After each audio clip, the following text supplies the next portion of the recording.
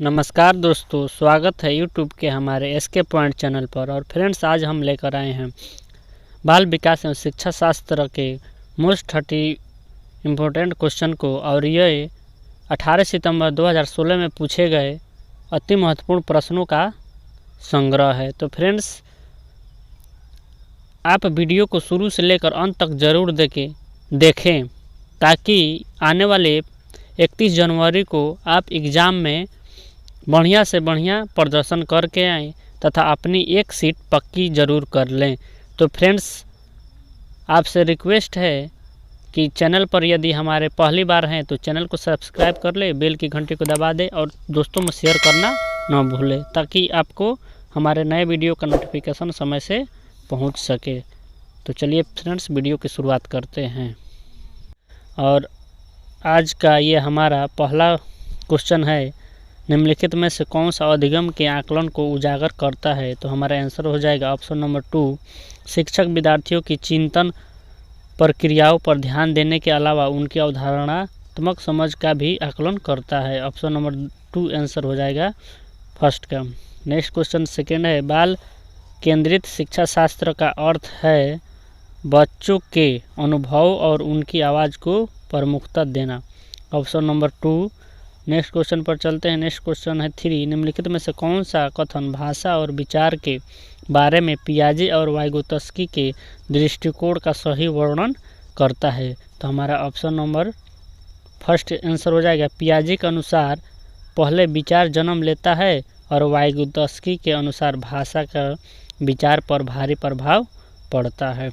Next question 4 है, विद्यालय यात्रा पर जाने के लिए पोती को अपने पिता से बहस करते हुए देखकर दादी कहती है, तुम अच्छी लड़की की तरह आज्ञाकारी क्यों नहीं हो? तुम लड़कों की तरह व्यवहार करोगी तो तुम से कौन शादी करेगा?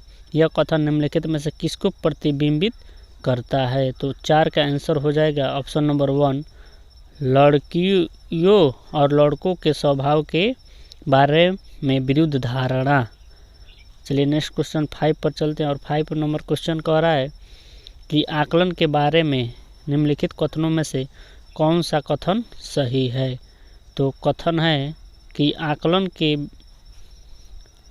पहला कथन है कि आकलन से विद्यार्थियों को यह सहायता मिलनी चाहिए कि वे अपनी शक्तियों और रिक्तियों को देख सके और शिक्षक तदनुसार उन्हें ठीक कर सके।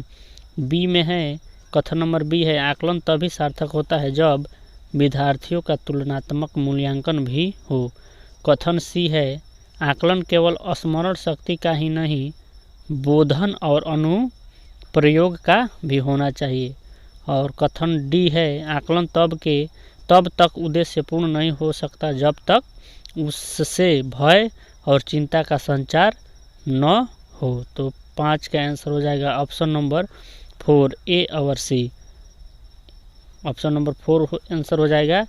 ऑप्शन नंबर 4 का ए सही है और प्लस में सी सही है।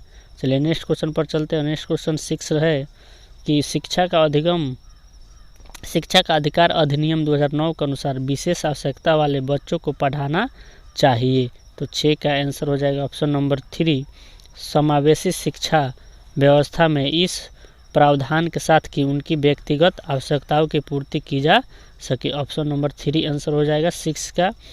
7 पर चलते और 7 कह रहा है कि जिस कक्ष में विविध पृष्ठभूमि से विद्यार्थी आते हो वहाँ एक प्रभावी शिक्षक समूह में व्यक्तिक भिन्नता को बताने के लिए उनकी सांस्कृतिक जानकारी पर ध्यान देगा।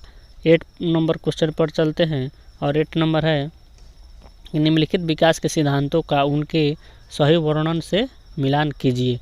तो हमारा 8 का आंसर हो जाएगा ऑप्शन नंबर 2 हो जाएगा।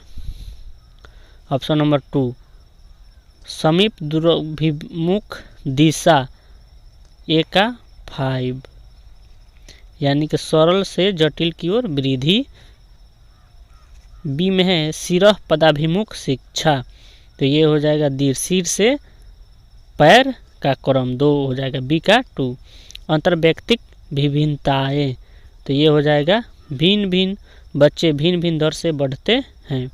और डी में है अंतर्वैयक्तिक भिन्नताएं। तो डी का आंसर हो जाएगा ऑप्शन नंबर 3। किसी अकेले बच्चे में विकास की दर विकास के एक क्षेत्र की अपेक्षा दूसरी में भिन्न हो सकती है। नेक्स्ट क्वेश्चन 9 पर चलते हैं। 9 है संज्ञान और संवेग के बारे में निम्नलिखित कथनों में से कौन सा कथन सही है। तो 9 का आंसर हो जाएगा ऑप्शन नंबर 2। संज्ञान और संवेग परस्पर जुड़े हैं और एक दूसरे को प्रभावित करते हैं। 10 पर चलते हैं और 10 क्वेश्चन है कि विविध शिक्षार्थियों वाली एक समावेशी कक्षा में सहयोगी अधिगम और समवयस्कों से सीखना। तो 10 का आंसर हो जाएगा ऑप्शन नंबर 3। सक्रिय रूप से प्रोत्साहित किया जाना चाहिए जिससे समवयस्कों की स्वीकार्यता बढ़े। 11 पर चलते हैं। 11 नंबर क्वेश्चन है कि एक शिक्षिका अपनी कक्षा में विविधता को संबोधित कर सकती है, यानी कि भिन्नताओं को स्वीकार करके और उसे महत्व देकर, या बच्चों की सामाजिक सांस्कृतिक पृष्ठभूमि का शिक्षा शास्त्रीय संसाधन के रूप में प्रयोग करके, या विभिन्न अधिगम शैलियों को समायोजित करके, या मानक निर्देश देकर और निष्पादन हेतु सर्वमान्य मानदंड निर्धारित करके। तो नीचे दिए गए कूट के आधार पर सही उत्तर देना है। तो 11 का आंसर हो जाएगा ऑप्शन नंबर 4 ए, बी और सी, यानी कि ए भी सही है, बी भी सही है और सी भी सही है। चलिए नेक्स्ट क्वेश्चन पर चलते हैं। नेक्स्ट क्वेश्चन है 12। कोई शिक्षिका अपनी कक्षा में फर्नीचर की तीखी धार वाले किनारों को रुई से ढका रखने को कहती है और छुओ तथा अनुभव करो वाले सूचना पटों का उपयोग करने को कहती है। वह किस वर्ग के विशेष विद्यार्थियों की आवश्यकता पूर्ति करने का प्रयास कर रही है। तो 12 का आंसर हो जाएगा ऑप्शन नंबर 2 दृष्टि विकलांग विद्यार्थी। 13 पर चलते हैं। 13 है प्रतिभाशाली बच्चों के लिए सबसे अच्छे शैक्षिक कार्यक्रम वे होते हैं जो उनके चिंतन को प्रेरित कर उन्हें विविध विचारों में व्यक्त रहने के अवसर देते हैं। 14 पर चलते हैं और 14 नंबर क्वेश्चन है कि विद्यालय में विद्यार्थियों की असफलता के बारे में निम्नलिखित में से कौन से कथन सही है। तो 14 का आंसर हो जाएगा ऑप्शन नंबर 3 विद्यार्थी असफल होते हैं क्योंकि शिक्षण उस तरीके से नहीं किया जाता जो उनके लिए सार्थक हो।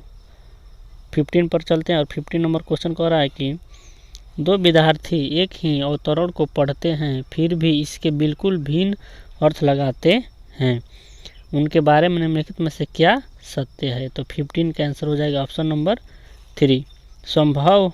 ऑप्शन नंबर 3 हो जाएगा संभव है क्योंकि व्यक्ति के अधिगम को विविध कारण भी विभिन्न विधियों से प्रभावित करते हैं। चलिए नेक्स्ट क्वेश्चन 60 पर चलते हैं। 60 है राष्ट्रीय पाठ्यचर्या की रूपरेखा 2005 के अनुसार अधिगम अपने स्वभाव में डैश डैश और डैश डैश है। तो 16 का आंसर हो जाएगा ऑप्शन नंबर 2 सक्रिय और सामाजिक। 17 पर चलते हैं और 17 नंबर क्वेश्चन कह रहा है कि विद्यार्थियों को स्वतंत्र रूप से चिंतन करने तथा प्रभावी शिक्षार्थी बनने में सक्षम बनाने हेतु शिक्षक के लिए यह महत्वपूर्ण है। तो 17 का आंसर हो जाएगा ऑप्शन नंबर 1 विद्यार्थियों को सिखाना कि किस प्रकार से अपने अधिगम का अनुवीक्षण करें। Option number 1। 18 पर चलते हैं। 18 है यदि कोई शिक्षिका चाहे कि उसके विद्यार्थी समस्या समाधान कौशल प्राप्त कर ले तो विद्यार्थियों को ऐसे क्रियाकलापों में लगाना चाहिए जिनमें हो, यानी कि क्या होना चाहिए। तो 18 का आंसर हो जाएगा ऑप्शन नंबर 4 पूछना, तर्क करना और निर्णय लेना। ऑप्शन नंबर 4 आंसर हो जाएगा। 19 पर चलते हैं और 19 नंबर क्वेश्चन है कक्षा तक पहुंचने वाली बच्चों की भोली अवधारणाओं को जानना शिक्षक के लिए उद्देश्य की पूर्ति नहीं करता या शिक्षक के हौसलों को पस्त कर देता है क्योंकि इससे उसका कार्यभार बढ़ता है। शिक्षक के लिए अपने शिक्षक को अधिक सार्थक बनाने की योजना बनाने में सहायक होता है और शिक्षक की योजना और शिक्षण में रुकावट बनता है। तो 19 का आंसर हो जाएगा ऑप्शन नंबर 3 शिक्षक के लिए अपने शिक्षणों को अधिक सार्थक बनाने की योजना बनाने में सहायक होता है। 20 नंबर क्वेश्चन है निम्नलिखित में से कौन से तत्व अधिगम को प्रभावित करते हैं। तो पहला है तो शिक्षार्थी का उत्प्रेरण, बी है शिक्षार्थी की परिपक्वता, सी है शिक्षण युक्तियाँ तथा डी है शिक्षार्थी का शारीरिक और संवेगात्मक स्वास्थ्य। तो 20 का आंसर हो जाएगा ऑप्शन नंबर 2, ए बी और सी, ए बी सी और डी, यानी कि चारों इसमें सही प्रभावित करता है। 21 का आंसर 21 क्वेश्चन नंबर कह रहा है कि सार्थक अधिगम है, यानी कि सार्थक क्या चीज़ का अधिगम है, तो 21 का आंसर हो जाएगा ऑप्शन नंबर 4, निजी अनुभवों से ज्ञान की संरचनाओं का सक्रिय निर्माण।